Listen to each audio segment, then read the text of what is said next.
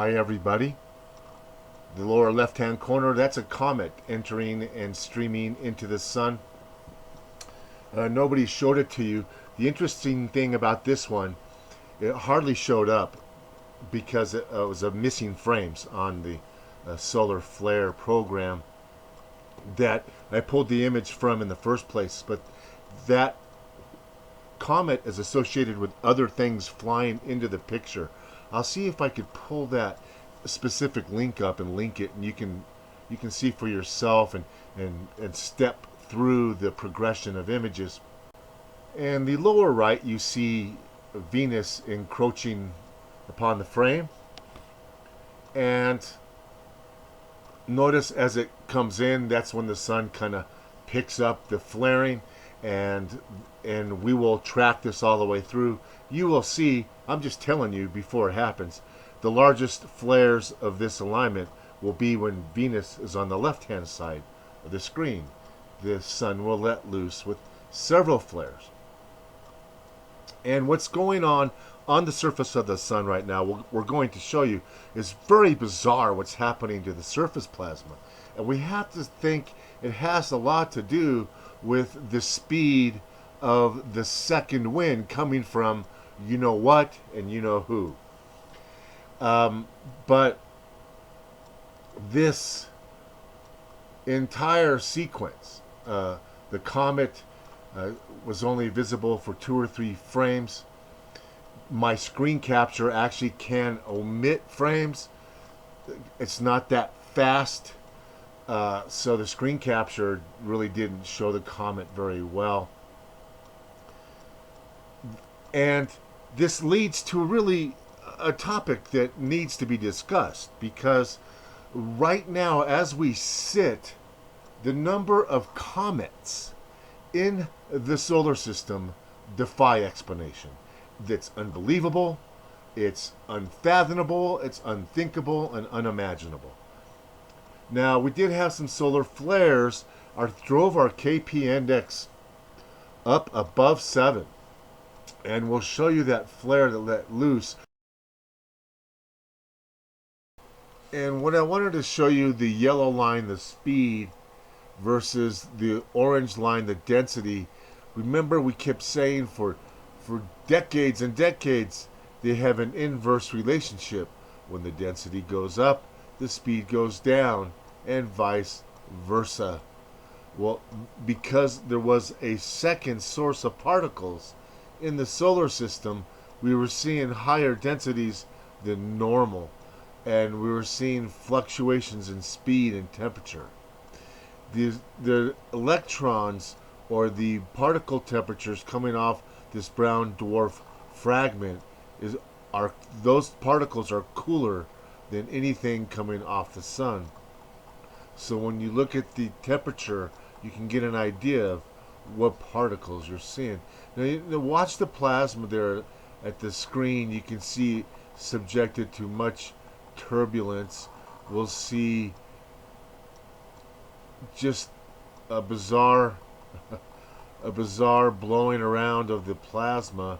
It balls up there at the top, lets go, it swirls around, never looks to leave the sun. That's amazing how fast that dark plasma is just being swept over the surface of the sun. And of course, we're turning away from the limb for which we think that wind is fastest. We think there's a brown dwarf, off to the left behind the screen a little bit. So the wind's coming mostly by the sun at its fastest point, where the sun is cresting now. We see the plasma looks to be undergoing much turbulence, but what we notice is that all the active regions seem to kind of act up at the same time.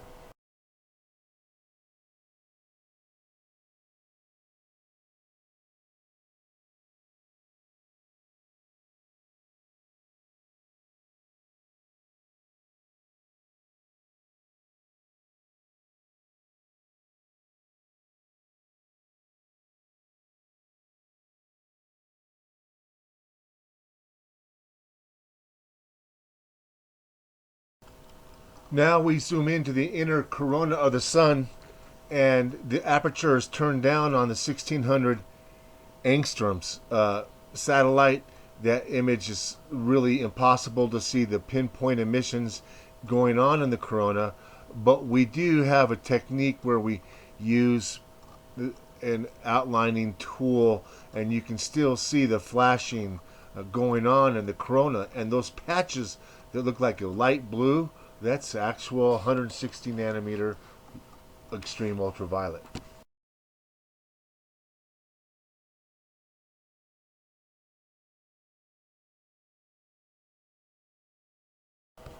So that aperture was dimmed by the people who produced those images to hide specifically that artifact occurring in the inner corona of the sun, which are pinpoint emissions. We already know what they are. And as if we can't count the particles that are coming into our atmosphere, you got to hide what's in the sun's atmosphere. It doesn't make sense to publish the Earth's cosmic ray count, but then, you know, hide the image off the sun. I think they did that just for spite, because I'm the only one showing it to you. Well, here's that CME that caused the geomagnetic storm. It was Earth directed, but pushed south. Interesting formation. This gives you an idea of what to expect when Venus finishes the alignment, because this started the alignment. So remember these solar flares, and you'll see some bigger ones coming. This last solar flare, it was redacted, but maybe it was just cut off because the timing. The day before, the same area. Yes, the same area let loose with a little bit smaller. The second one's going to be bigger. I gotta believe it was just a timing thing, but why would you put up a piece of a solar flare and not show the whole flare? But all of this activity that I'm showing you is happening when Venus comes into alignment with planet Earth. And it itself is passing, creating a 90-degree alignment with the brown dwarfs and the sun and itself. But what's happening with the comets is beyond imagination.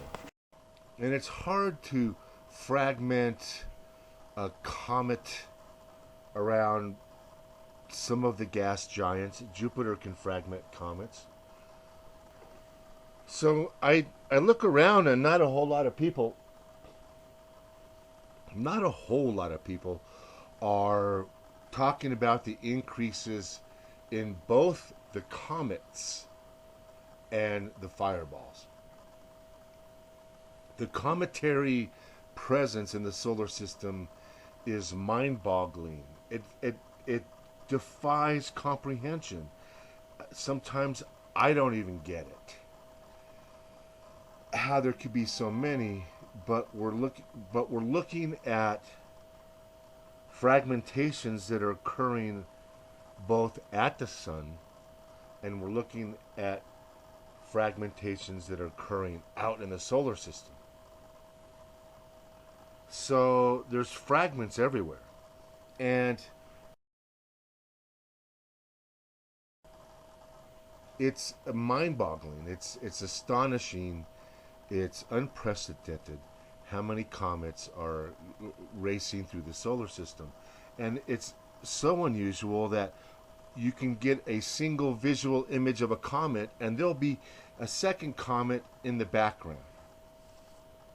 It's that crowded. And when you don't put the two together, when you don't put the comets and you don't put the fireballs together in the same discussion, that it's hard to get a clear picture of what's going on. So when a close approach of a comet is also mirrored by big bolides actually striking the Earth, that really gives us and paints a picture of what's happening, because the increasing impacts are happening, and they're small impacts. And some people say thank God, but to me, I want a big impact in the middle of Siberia again, And so we could block out some of the solar radiation. That's what I would like. Then they could stop spraying that crap in the air. But obviously, with so many of these things flying around our solar system and epic numbers of fireballs are being counted and reported, and we track just the ones that make sonic booms because that lowers your margin of error. Well, it's better reporting, increased reporting. That doesn't explain away these fantastic numbers. We used to have 0 and 1 boomer a year. Now we're over 730. So that's a huge increase in just the last 10 years. That number of fireballs rattling your windows, that number plateaued for a couple years. And then last year just blew it out of the water. And we know why. It's all upon the position of this Planet X, brown dwarf, whatever you want to call it. But many more comets have been added to the Jupiter family. And there's dozens and dozens of comets, maybe not hundreds, I say hundreds, but maybe dozens of comets in the Jupiter family, but their perihelions all happen on the same side of the sun. So you tell me where they came from. Now, what people are asking, how, we go 2 years and don't make an impact prediction, and then all of a sudden, here we are, screaming debris, comets, fireballs, and then we get China impact, and we told you it wasn't over, and then came Indonesia, possibly Africa, and some oceanic impacts. And the reason we knew is, one, we were overdue. Number two, the close approach of the comets is usually seems to happen to correspond with the bolides, and yet they're not related in terms of origins, except if the fragments from both objects were created at the same point and the same point in time. The origins may be, one may be rocky, one may be star-like origins, but when this thing was coming into the solar system from outside the Kuiper Belt, it would be expanding the Kuiper Belt. It would be pulling objects and pulling them away from the Kuiper Belt and swinging them around and slinging them in every conceivable direction. But once you come inside the Kuiper Belt, then you start drawing the Kuiper Belt comets and slinging them where? Into the solar system. And that process is happening now and has been happening since probably 2010, 2011. That's why the comet counts went through the ceiling a couple years before the fireball counts started to mimic the comets. Now, the asteroids, we know for a fact this thing got no closer than the asteroid belt when it used to come through, and we think it's still there. It's an inclined orbit. It goes under and over the poles. So if it collides with something on the ecliptic, that's pretty much where its perihelion has to be. And so as these objects are slung throughout the solar system, eventually the sun captures these objects and pulls them in, captures them in an orbit, or pulls them into the sun. Now, Planet X, the term Planet X came from astronomers. They discovered Pluto while looking for Planet X. Percival Lowell was looking for Planet X. So it's quite conceivable that an object coming under and over the ecliptic reaches the ecliptic at its perihelion. That's the disk of the solar system.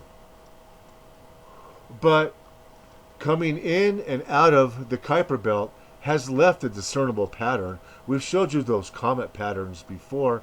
Over the millennia, it leaves a daisy-looking looking configuration to your Kuiper belt and that whole massive system.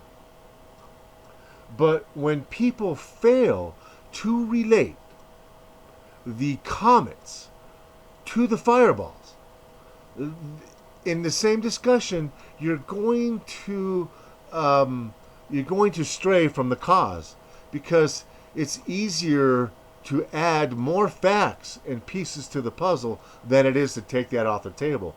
So when you talk fireballs, talk comets, and when you talk comets, talk fireballs, because that together gives you an idea that some big object has crossed over the Kuiper belt and come close to the asteroid belt. And this model I have just described to you is really supported by the evidence. What showed up first was the comets. We started seeing comets streaming into our solar system before the fireball. So on its way out, it'll still keep pulling in these comets. And obviously, comets and fireballs go hand in hand. But literally, waiting 2 years as an astronomy student to see a comet, and now having 15 currently visible as we speak from planet Earth, is amazing. Looking down, some of the closer comets we're showing you right now as we scroll through them. Looking down, it looks like they're actually on the same plane as the equatorial disk. But when you get to the equatorial disk, you can see that many of these are coming from the same direction. Their orbits are all slightly different. But what's interesting is how they're all showing up together.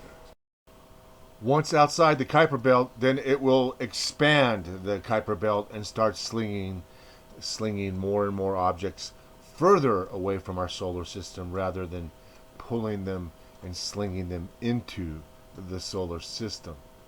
And the fireball analogy, people say, well, because there's a big increases because of the better reporting.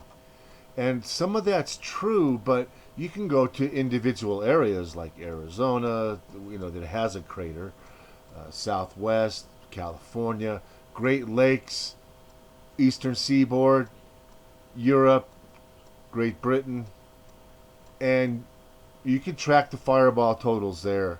And increasing international reporting does not increase the number of fireballs over your state.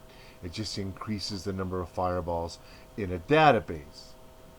So when the individual numbers for individual areas are on the rise, and they're on the rise in an exponential numerical kind of fashion, has nothing to do with reporting or citing or anything like that. There is an increase in fireballs and comets. It's not just a little increase, it's massive. It's so massive, I can't even fathom it. I can't imagine a model that would create that many extra comets.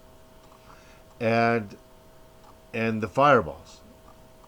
And the only really true explanation is that an object ventured close to our solar system.